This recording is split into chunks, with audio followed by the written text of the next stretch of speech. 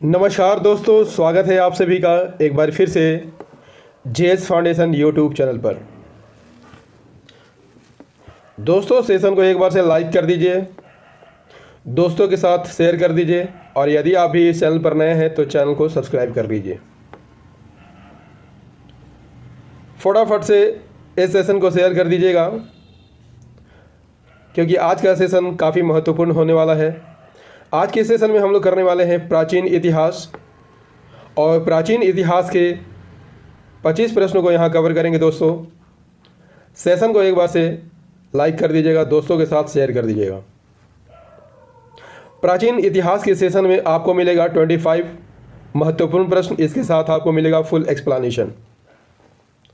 Session को like कर दीजिएगा, दोस्तों के साथ शेयर कर दीजिएगा। दोस्तों, यहाँ पर महत्वपूर्ण ढंग से हम सेशन को करने जा रहे हैं। किस एग्ज़ाम के लिए महत्वपूर्ण रहेगा? SSC, railway, state PSC, CDS, NDA, UPSC, SI, या फिर आप किसी भी कम्पिटिटिव एग्ज़ाम के लिए तैयारी कर रहे हैं। दोस्तों, ये सभी एग्ज़ाम के लिए महत्वपूर्ण रहेगा और सेशन को यहाँ धमाकेदार तरीके से हम लोग करेंगे। तो सेशन को एक बार से शेयर कर दीजिए। चलिए शुरुआत करते हैं यहाँ पर सेशन की।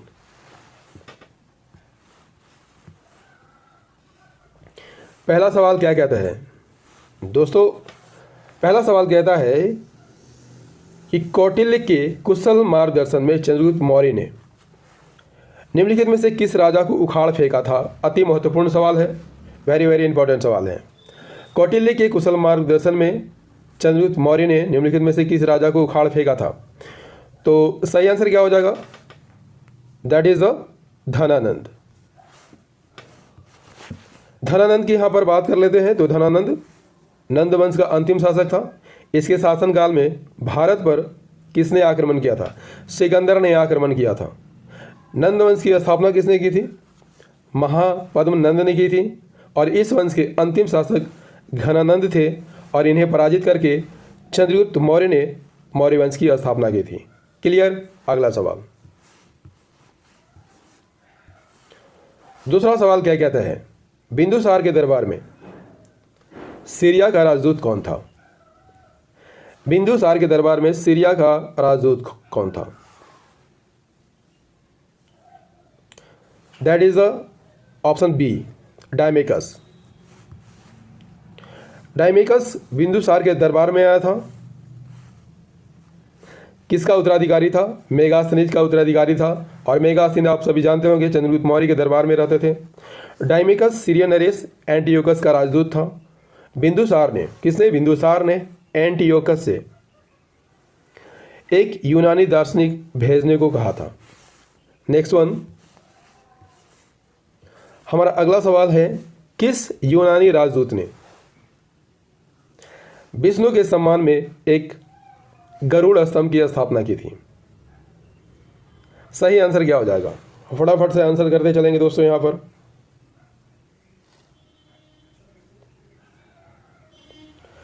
Answer is the Heliodorus. Option B is the correct answer, Heliodorus. Heliodorus प्राचीन भारत का यूनानी राजनयिक था और वह तक्षशिला के यवन राजा एंटालकिड्स का दूत बनकर कहाँ आया था? विदिशा आया था। क्लियर? 5वें शुंग राजा भागभद्र के शासनकाल में। वह किस धर्म का अनुयायी यहाँ पर हो गया? भागवत धर्म का अनुयायी होगा और उसने वासुदेव यानी विष्णु का गरुड़ स्तंभ स्थापित किया था। कहाँ स्थापित किया था?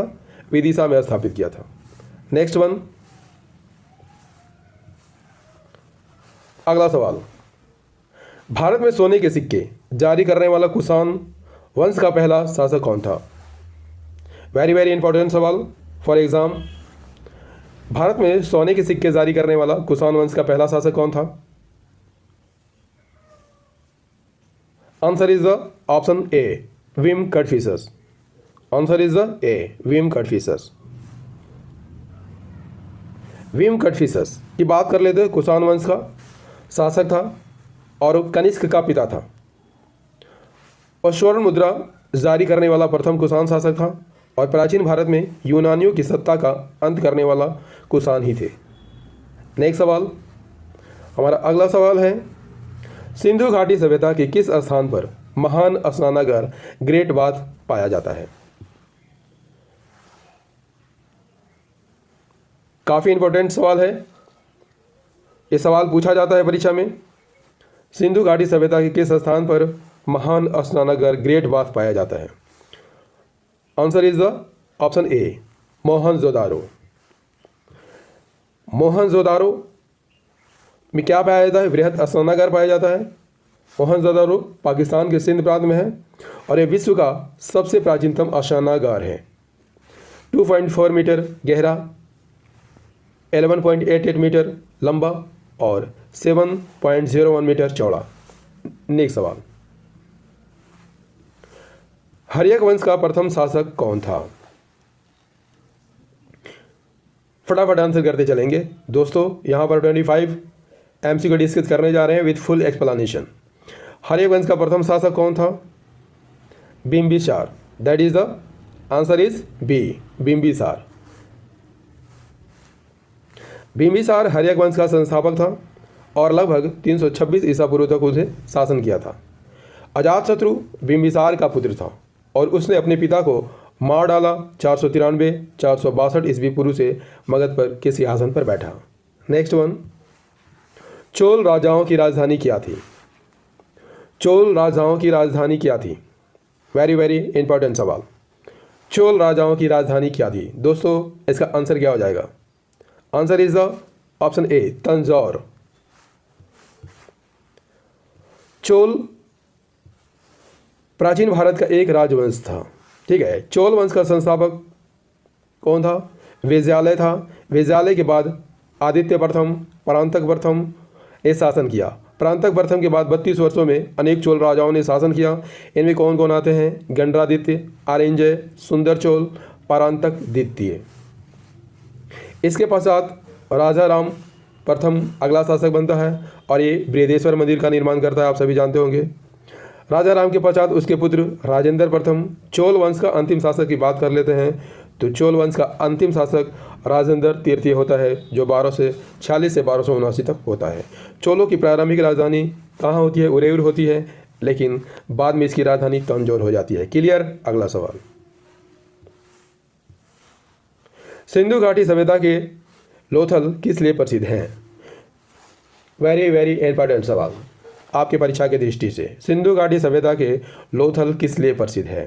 सही आंसर हो जाएगा option B, that is the answer B, जहाज बनाने का स्थान।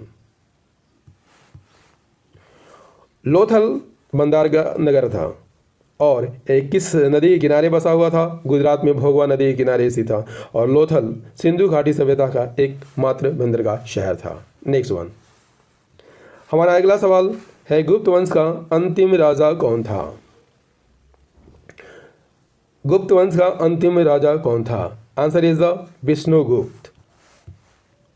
विष्णुगुप्त को आमतौर पर गुप्त साम्राज्य का अंतिम राजा कहा जाता है। उसका शासन 10 वर्षों तक चला। महान गुप्त साम्राज्य की स्थापना किसने की थी? श्रीगुप्त ने की थी। इसके बाद चंद्रगुप्त प्रथम, समुद्रगुप्त, चंद्रगुप्त द्वितीय, कुमारगुप्त प्रथम जैसे राजाओं ने शासन किया। क्लियर? अगला सवाल, निम्नलिखित में से किस शिलालेख में पुलकेशिन द्वितीय का उल्लेख है? किस शिलालेख में पुलकेशिन द्वितीय का उल्लेख है? वेरी वेरी इंपॉर्टेंट सवाल आपकी परीक्षा की दृष्टि से। सही आंसर हो जाएगा, that is the answer is the option D, Aihole अभिलेख। ऐहोल शिलालेख चालुक्य राजा पुलकेशिन द्वितीय के दरबारी कवि रवि कीर्ति ने लिखा था। यह शिलालेख पुलकेशिन द्वितीय के विजय के बारे में जानकारी देता जाता है। ठीक है, क्लियर? बढ़ते हैं नेक्स्ट सवाल की ओर।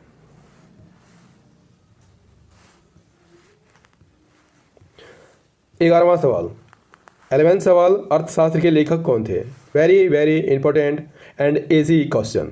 अर्थशास्त्र के लेखक कौन है? अर्थशास्त्र के लेखक कौटिल्य हैं। कौटिल्य को विष्णुगुप्त, चाणक्य आदि नामों से जाना जाता है। मौर्य साम्राज्य के संस्थापक चंद्रगुप्त मौर्य के शिक्षक और अभिभावक ये माने जाते हैं। अपने कठोर राजनीतिक व्यवहारिकता के कारण अर्थशास्त्र की तुलना अक्सर मैकियावेली के प्रिंस से की जाती है। नेक्स्ट वन, नेक्स्ट सवाल, चतुर्थ बौद्ध संघ थी। किसके काल में हुई थी? चतुर्थ बौद्ध संगीति किसके काल में हुई थी? फटाफट आंसर करते चलेंगे दोस्तों। चतुर्थ बौद्ध संगीति किसके काल में हुई थी? That is the answer is option C, Kanishka. प्रथम बौद्ध संगीति की बात कर लेते हैं, कब होती है? 483 ईसा पूर्व में होती है, राजगिरी में होती है। उस समय शासक कौन होते हैं? Ajatashatru.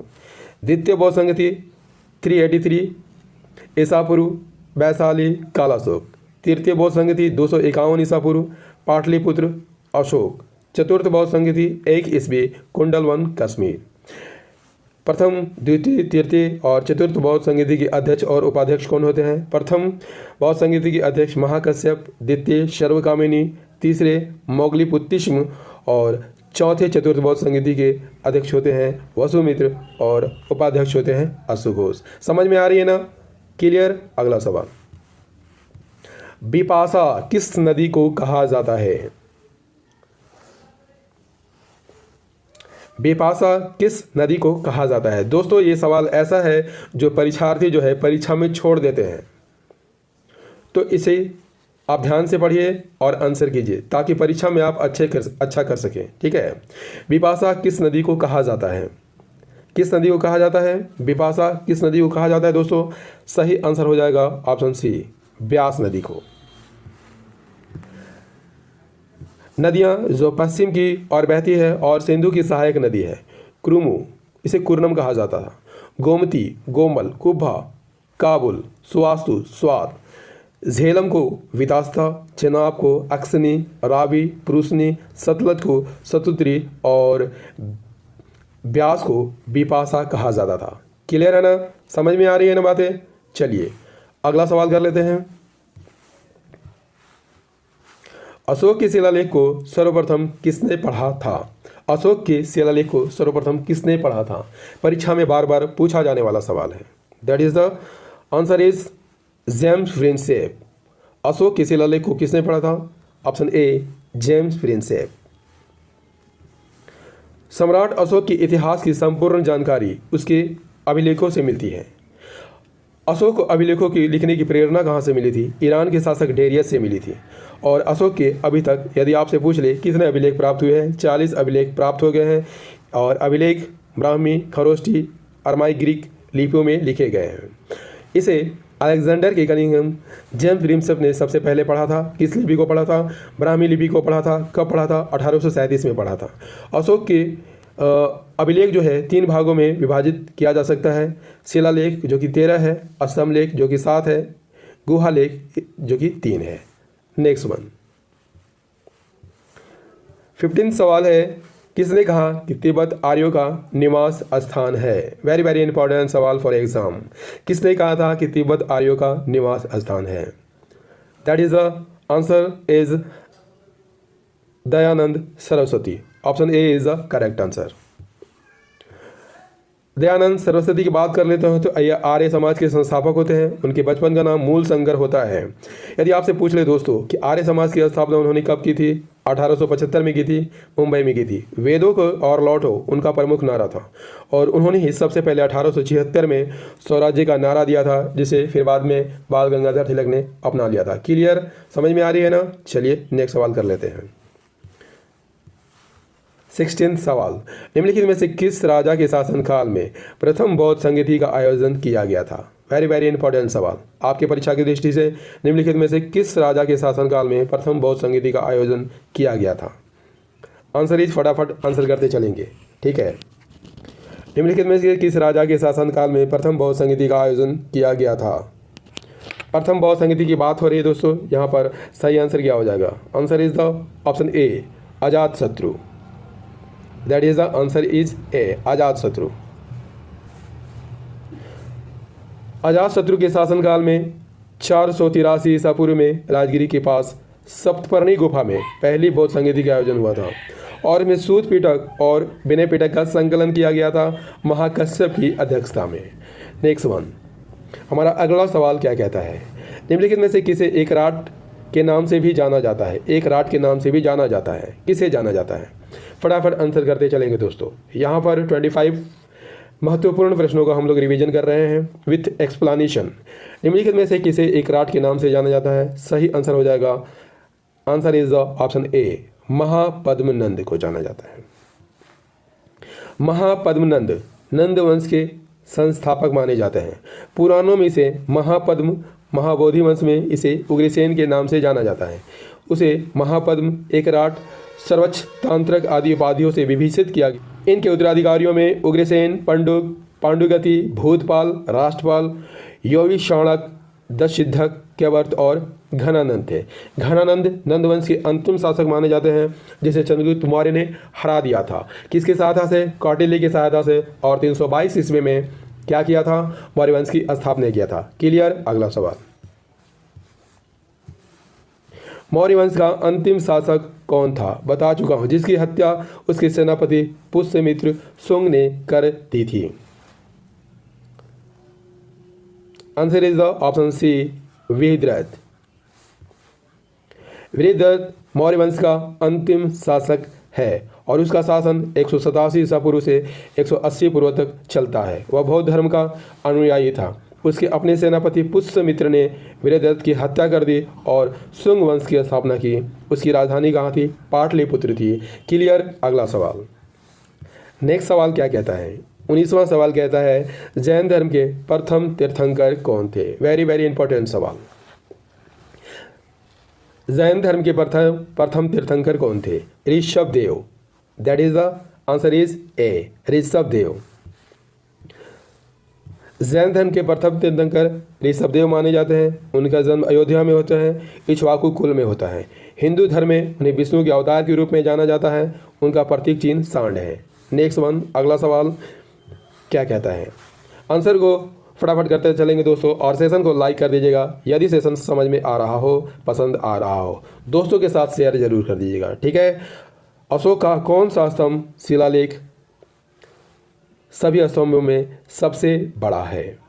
That is the option D. 7वें स्तंभ सभी संप्रदायों के लिए सहिष्णुता का उल्लेख करता है। अशोक के 13वें शिलालेख सबसे लंबे शिलालेख है। इसमें अशोक की कलिंग विजय का वर्णन है। That is the important fact.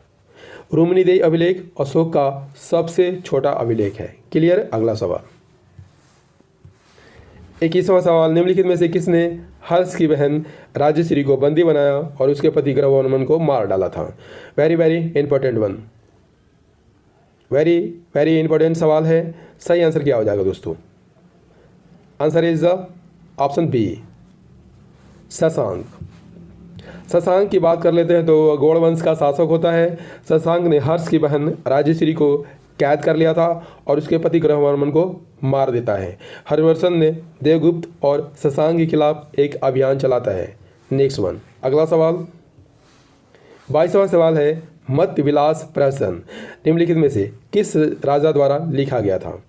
किस राजा द्वारा लिखा गया था? सही आंसर क्या हो जाएगा दोस्तों? तो आंसर इज द ऑप्शन ए, महेंद्र वर्मन प्रथम। महेंद्र वर्मन प्रथम कला का एक महान संरक्षक था और स्वयं कवि और संगीतकार भी था। उन्होंने मत विलास प्रहसन लिखा और महाबलीपुरम में गुफा मंदिर का निर्माण करवाया। नेक्स्ट वन, अगला सवाल, अशोक किस वंश का शासक था? वेरी वेरी इजी सवाल, आंसर को फटाफट करते चलेंगे। अशोक किस वंश का शासक था? दैट इज द ऑप्शन ए, मौर्य वंश का। अशोक मौर्य वंश का शासक था और उसने भारतीय उपमहाद्वीप पर 268 से 232 ईसा पूर्व तक शासन किया। भारत के महानतम सम्राटों में से एक अशोक ने तमिलनाडु, कर्नाटक, केरल के कुछ हिस्सों को छोड़कर पूरे भारतीय उपमहाद्वीप पर शासन किया था। किसका पुत्र था? चंद्रगुप्त। किसका पुत्र था? बिंदुसार का पुत्र था और चंद्रगुप्त मौर्य का पोता था। नेक्स्ट वन, अगला सवाल, पाकिस्तान के किस प्रांत में मोहनजोदड़ो सभ्यता का स्थल है? वेरी वेरी इंपॉर्टेंट सवाल। पाकिस्तान के किस प्रांत में मोहनजोदड़ो सभ्यता का स्थल है? दैट इज द आंसर, फटाफट कीजिए। पाकिस्तान के किस प्रांत में मोहनजोदड़ो सभ्यता का स्थल है? दैट इज द सिंध प्रांत। Option B is the correct one. Mohenjodaro को सिंधी भाषा में क्या कहा जाता है? मुर्दों का टीला कहा जाता है। सिंधु नदी के किनारे स्थित होता है, पाकिस्तान प्रांत के सिंध प्रांत के लरकाना जिले में। इसकी खोज किसने की थी? 1921 में की थी। That is the important fact. ये परीक्षा में बार बार पूछा जाता है। किसके निर्देश पर? जॉन मार्शल के निर्देश पर। और यही जो है आपको देखने को मिलता है बृहत स्नानागार। इस सेशन का अंतिम सवाल, एलोरा में प्रसिद्ध शिव मंदिर का निर्माण किसने कराया था? That is the answer is option A, Rashtrakuta शासक कृष्ण प्रथम। महाराष्ट्र में एलोरा के कैलाश मंदिर 8वीं शताब्दी में बनते हैं राष्ट्रकूट राजा कृष्ण प्रथम द्वारा। यह 34 मंदिरों और मठों में से एक है जिसे सामूहिक रूप से एलोरा गुफाओं के रूप में जाना जाता है, और ये एक ही चट्टान को तराश कर बनाया जाता है। दोस्तों, ये सेशन कैसा लगा कमेंट करके ज़रूर बताइएगा। यदि सेशन पसंद आया हो तो इसे लाइक कर दीजिएगा, दोस्तों के साथ ज़रूर शेयर कर दीजिएगा, और यदि आप भी इस चैनल पर नए हैं तो चैनल को सब्सक्राइब जरूर कर लीजिएगा। दोस्तों, इस चैनल पर आपको रोटेशन वाइज वीडियो मिलती है जो history, geography, polity, economics, science और सामान्य ज्ञान से संबंधित होती है, और रात को डेली 8 बजे आती है। तो इसे रोज़ देखना मत भूलिएगा। मिलते हैं अगले सेशन में ज्योग्राफी के प्रश्नों के साथ। जय हिंद, धन्यवाद।